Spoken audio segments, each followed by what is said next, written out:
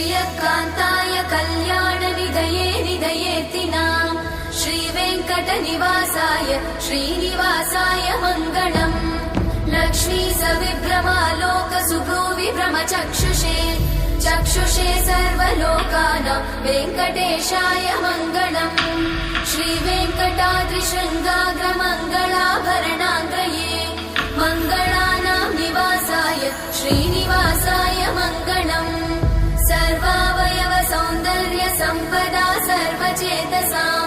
सदा सम्मोहनायास्तु वेङ्कटेशाय मङ्गलम् नित्याय निरवध्याय सत्यानन्दचिदात्मने सर्वान्तरात्मने श्रीमद् वेङ्कटेशाय मङ्गलम् स्वतः सर्वविदे सर्वशक्तये सर्वशेषिने सुलभाय सुशीलाय वेङ्कटेशाय मङ्गलम्।